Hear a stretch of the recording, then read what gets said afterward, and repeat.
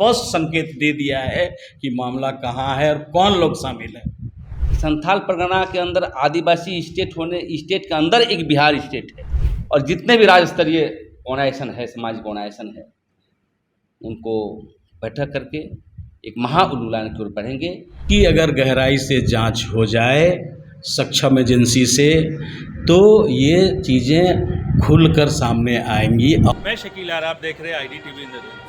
Surya Narayan Hansda encounter मामला को लेकर अभी झारखंड में राजनीतिक काफ़ी जोरों पर है। इसे लेकर कई राजनीतिक पार्टी कभी राज्यपाल को ज्ञापन सौंप रहे तो कभी उसको न्याय दिलाने की मांग को लेकर प्रदर्शन करे। इसी कड़ी में आदिवासी संगठनों का एक समूह सूर्य नारायण हासदा का गांव गोड्डा गया था, जहां उन्होंने उनके परिवार वालों से मिला, वो उसके चलाए जा रहे स्कूल का निरीक्षण किया, साथ ही साथ वहां के प्रशासन से मिलकर कई अहम जानकारी ली। इसे लेकर ये आदिवासी संगठन एक प्रेस वार्ता कर रहे, क्या कुछ कहते हैं आइए देखते हैं। हम लोग सूर्य नारायण हासदा के परिवार के जाकर के हम लोग मिले और मिलने के बाद ये महसूस हुआ कि वो CBI की जांच होने से ही स्पष्ट पता चलेगा, लेकिन उनकी माताश्री का जो बयान था, उनकी बातों से पता चलता था कि बहुत राजनीतिक षड्यंत्र के तहत उनकी जो है हत्या की गई है। लेकिन जब तक CBI की जांच की बातें नहीं आएगी तब तक स्पष्ट नहीं कहना चाहते हैं। लेकिन संथाल परगना में क्या है, संथाल परगना के अंदर आदिवासी स्टेट के अंदर एक बिहार स्टेट है और उस स्टेट का एक जो है अलग से चीफ मिनिस्टर है, वो बाहर का है। जो मैं बता देना चाहूँ, पूरे व्यवस्था को चलाता है, सरकार को चलाता है और माइंड्स को चलाता है। इसी कड़ी में जो है एक उभरता हुआ व्यक्ति, हम जैसे लोग, सूर्य नारायण हासदा, जो एक चुनाव लड़ा था, सामाजिक व्यक्ति था और उसको जो है रास्ते हटाने का काम किया है। हम लोगों ने वहाँ बैठक भी किया।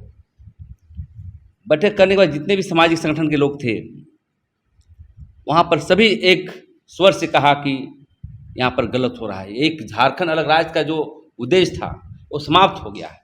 एक दो लोग ही वहाँ संचालन करता है पूरी व्यवस्था को।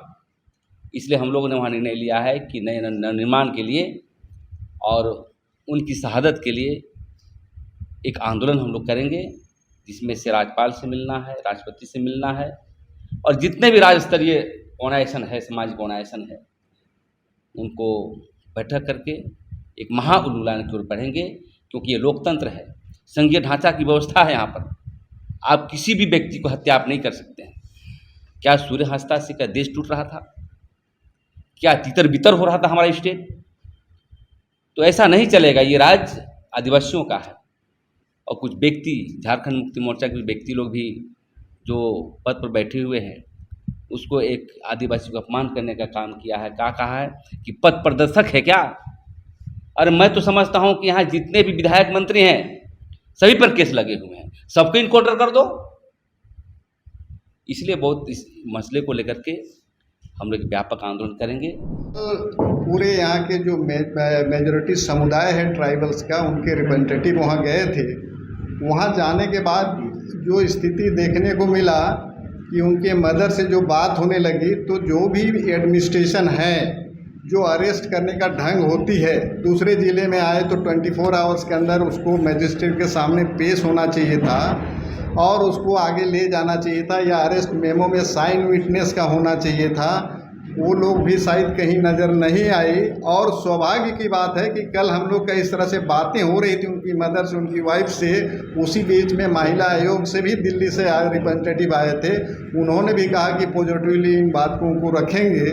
तो एज ए होल जो वहाँ बात किए या जो ऑफिशियली उन्होंने काम किया था, ये जो भी CSR स्कीम के अंदर जो काम कर रही है वहाँ पर ऑर्गेनाइजेशंस, उनको सोशल वेलफेयर के लिए कम से कम स्कूल खोलना चाहिए, हॉस्पिटल खोलना चाहिए, या श्रमिक के लिए जो भी बेनिफिट देना चाहिए था, लेकिन वो कोई काम नहीं कर रहे हैं। उसको डॉक्यूमेंटेड करके हर एक ऑफिस में उन्होंने दिया था, जिससे लगता है कि वो एक प्रजातांत्रिक वे में जाके काम कराना चाहता था। कोई इस तरह का आपराधिक प्रवृत्ति नहीं नज़र आती है। लेकिन लोगों का कहना है कि उनको शायद लगता है कि पहले ही जो टॉर्चर किया गया उसमें उनकी जान चली गई थी, लेके वहाँ रखा गया, जहाँ की कोई भी ब्लड का सैंपल नहीं मिला। वहाँ के लोगों की कथना यही है, कल हम लोग गए तो यही फाइंडिंग्स हुई। और कल स्कूल में जहाँ गए छोटे छोटे बच्चे, वो बच्चे जो अनाथ बच्चे हैं, जिनको कि लाया, जिनका कोई अगल बगल रिलेशन का लोग सपोर्ट नहीं करने वाले हैं, वो लोग को वो पढ़ा रहा था। दैट मीन्स बहुत काइंड हार्टेड आदमी था। इस तरह से हम लोगों को कल मिले। इसलिए हम वहाँ गए थे कि हम छोटानागपुर क्षेत्र की तरफ से ये जानना चाहते हैं कि संथाल परगना की धरती पर जो कुछ हुआ सूर्य नारायण हंसदा को लेकर, और जिसे एनकाउंटर दिखाया जा रहा है, इसके तथ्यों की जानकारी लेने हम वहाँ पहुँचे थे।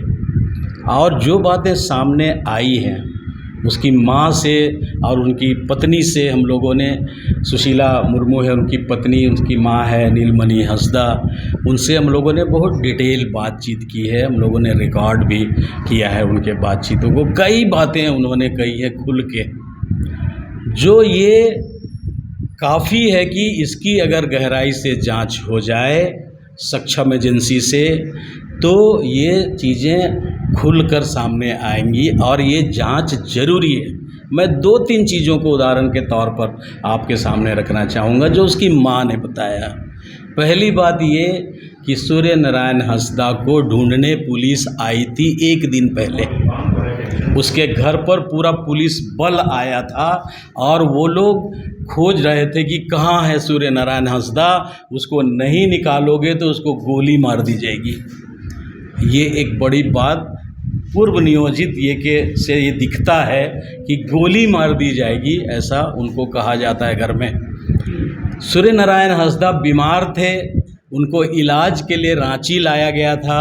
रांची से रेफ़र करके उनको देवघर के अस्पताल में, मोहनपुर में अस्पताल है, वहाँ रखा गया था इलाज के क्रम में।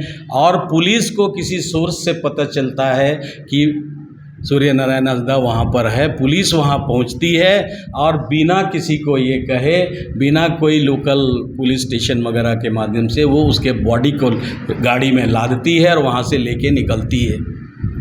नियम यही है कि जब पुलिस, उसको हम गिरफ्तारी मानते हैं, चलिए वहाँ गिरफ्तार करने के बाद पुलिस को उसके स्थानीय थाना में ही लाया जाता है, इंटरोगेशन कर सकती थी। लेकिन इसी बीच में शाम को उसकी माँ को खबर दिया जाता है कि तुम्हारा बेटा का वहाँ पे लाश पड़ा हुआ है, आके ले जाओ। तो किस परिस्थिति में ये हुआ, बीच रास्ते में सुनसान जगह में कैसे ये हुआ, ये एक बड़ा सवाल है।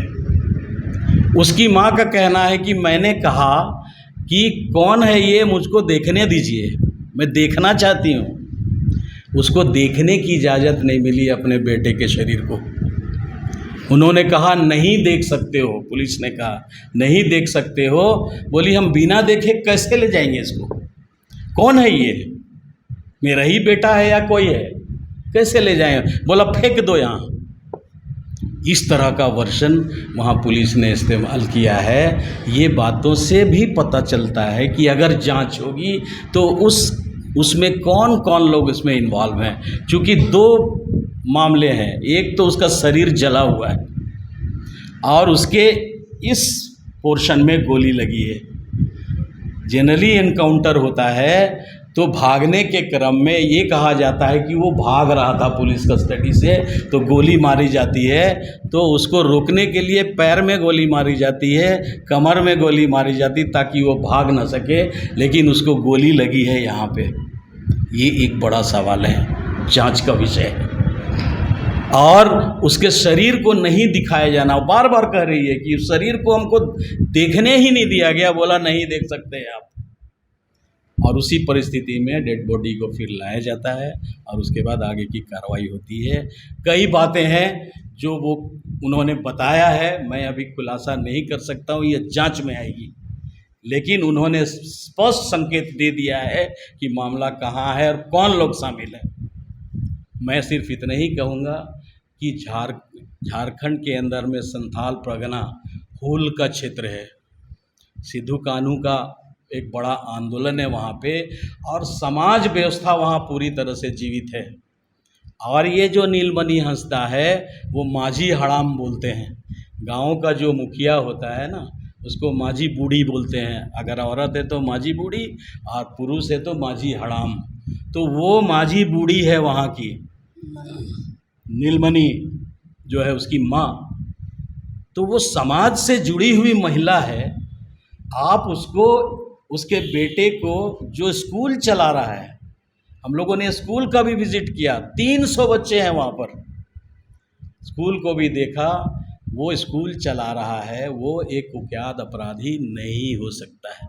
मैंने ये भी कहा, वहाँ भी मीडिया को मैंने कहा कि जब हम आंदोलन कर रहे थे तो हमको भी उग्रवादी बोला गया था, हमको भी अलगाववादी बोला गया था। तो क्या हम उग्रवादी थे? हम लोगों ने हक की लड़ाई लड़ी थी। लेकिन प्रशासन और सरकार किसी को भी किसी भी तरह से दोषी साबित करके मनमाना तरीका अपनाती है। लेकिन ये लोकतंत्र है और जहां आदिवासी समाज व्यवस्था जीवित है, वहां एक माझी बूढ़ी को, उसके ऊपर भी तलवार से हमला किया गया था इसके पहले वाली घटना में, वो सारा जिक्र उन्होंने किया है। हम सरकार से पूछना चाहते हैं, राज्य सरकार से, जहाँ के मुख्यमंत्री जहाँ से आते हैं उनसे हम पूछना चाहते हैं कि ये झारखंड का निर्माण क्या इसीलिए हुआ था कि यहाँ के लोगों के ऊपर में वही अत्याचार और अन्याय हो जो ब्रिटिश पीरियड में होता था या राज बनने के पहले होता था? यहाँ मेरी आपत्ति है कि ये राज बना है हक और अधिकार पाने के लिए, लोगों के विकास के लिए। आप अपने स्वार्थ के लिए किसी भी व्यक्ति को उसके ऊपर इल्ज़ाम लगा के उसको मार नहीं सकते, उसको एनकाउंटर नहीं कर सकते। ये गलत बात है।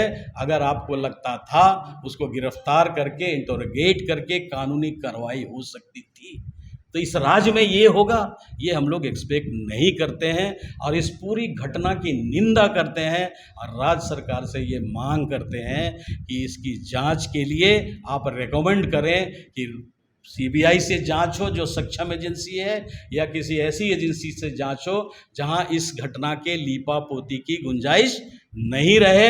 अभी तक जो हो रहा है, इस पूरे घटनाक्रम को लीपापोती करने का प्रयास जारी है और ये समय रहते ये चीज़ें खुलकर आएंगी। प्रेम साहिब जी ने बताया कि संगठन के तौर पर वहाँ पे लोगों में आक्रोश है और लोग बड़े आंदोलन की तैयारी में हैं संथाल परगना में।